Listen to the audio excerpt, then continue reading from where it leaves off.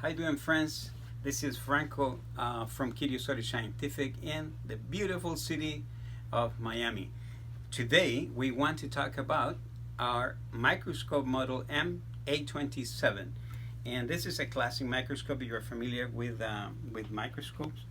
It's a binocular microscope, and for those that are not familiar with certain terminology, I know you guys that work in the lab are very familiar with this, but for those that are learning about microscopes, so whenever we say a binocular microscope, we're referring to these two oculars, right?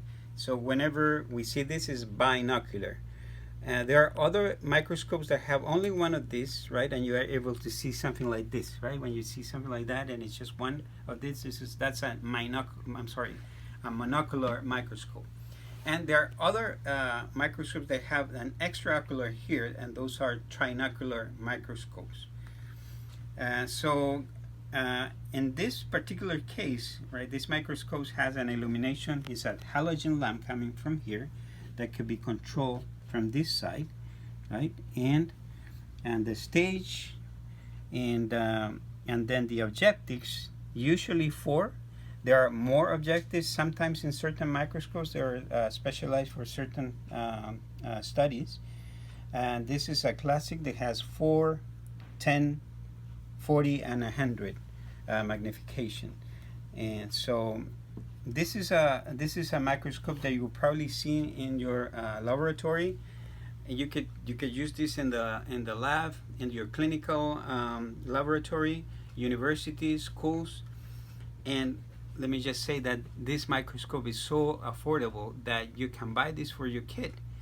If you go to our website, KS-Scientific.com, you will find this microscope and other microscopes too, for many applications. And for our friends all over the world, but especially where electricity sometimes it has issues that sometimes you're out of power for a whole afternoon. And so this microscope comes with this mirror. If you live in those regions, you're familiar with this, because you get to use this with natural light, and instead of the electricity, you just point this light towards this area, and then there you go. You have light. So that's something that is not common of all microscopes. Not every model that you will see has a mirror, because in some places they're not needed. But it's nice to have them, because electricity or power could not be found sometimes even in the U.S. We have power outages too. Okay, and also I would like to mention about this microscope, this stage, right? Sometimes the spring here, it's not really well put, and if you don't see this, easy going like that, then don't buy a microscope like that, because then all your samples will be ruined, right? So there's some of these things that go like really fast, and they will ruin your sample, break the glass. It's a whole mess. You don't want to see something like that. This is the ideal situation when you see a stage with this mechanism working easily and smoothly like that. Okay, so all of these parts that a microscope has are very important to have clean. And so that's why this microscope and all the microscopes, they have a cover.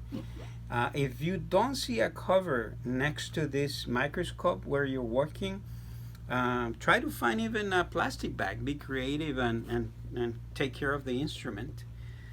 Because if you leave this thinking, oh, I'm going to use it in a few hours, and you don't cover it, then dust starts to accumulate, and that's probably the number one killers of all of this. If we could just be reasonably on it with cleaning, we will probably save a lot of money. And so now that we're talking about that, we would like to mention that we do have a kit, a microscope maintenance kit that has everything that you need for the care of your microscope, right? And so we have the paper, right? It's important to notice that you can't just use any tissue paper to clean your microscope.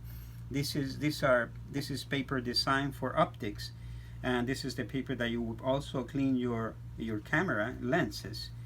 And so use this. Don't use any other paper. Even though you might think that tissue paper is soft, it's not designed to do anything with optics.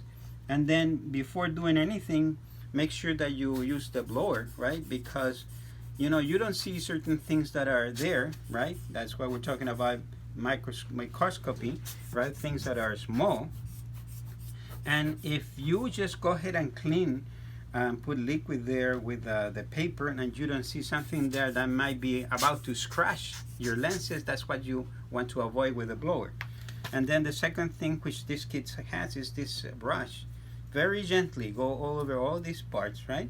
Before doing any cleaning or application of liquids, just make sure that everything is off your microscope, because you don't want to damage the optics, especially while you're doing maintenance. The whole purpose of doing maintenance is that you want to avoid damage and deterioration of your equipment.